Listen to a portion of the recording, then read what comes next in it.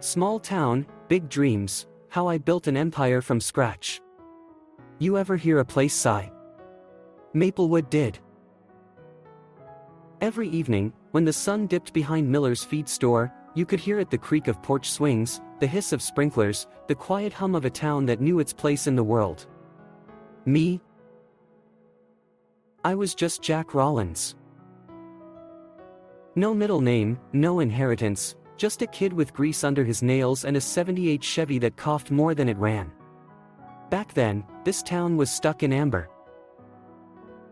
The kind of place where everyone knew your granddaddy's sin before they knew your name. The mines closed in '82. The shoe factory gone by '85. By the time I turned 20, half my class had left for Detroit or Chicago. But not me. See, Maplewood had two things big cities didn't: time and space to think.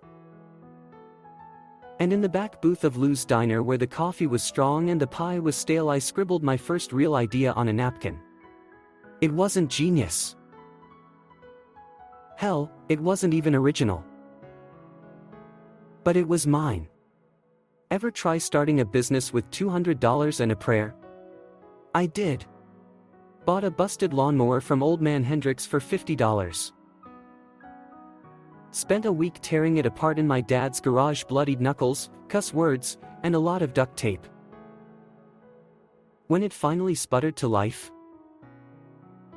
felt like I'd split the atom. Sold it for $300. That's when it hit me: people here didn't need new, they needed it fixed. So I became the guy who fixed things. Mowers, fridges, even radios with tubes older than my dad. Word spread fast in a town where the barber was the CNN. By '88, my shop was a folding table at the flea market. But the real break came on a Tuesday. Mrs. Callahan, widow, 3 kids, fridge deader than disco, paid me in peach cobbler because her checkbook was empty. I took it. Next day, her brother-in-law at the county office called. Heard you're the honest one. Suddenly, I was repairing school buses. Winter of '89 almost broke me. The bank said no. The roof leaked. And my warehouse, a rented chicken coop, smelled like regret. Worst part?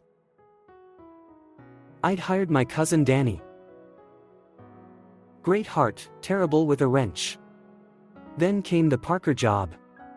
Biggest contract yet, rewiring the high school's gym. Problem? I'd never wired more than a toaster.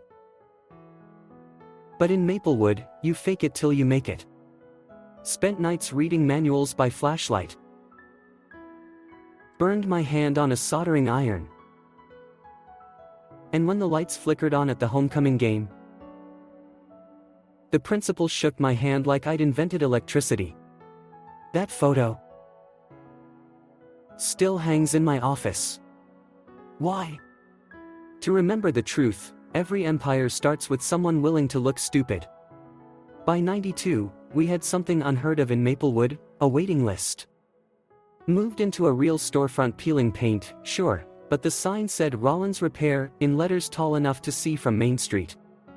Hired my first full-timers. Lucy, a single mom who could diagnose a carburetor by ear. Joe, a vet who talked to engines like they were old friends. We weren't just fixing things anymore. We were keeping the town alive.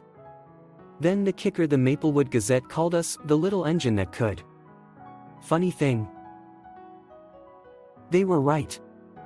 Today, that empire is 3 stores, a fleet of trucks, and a scholarship fund for kids who stay.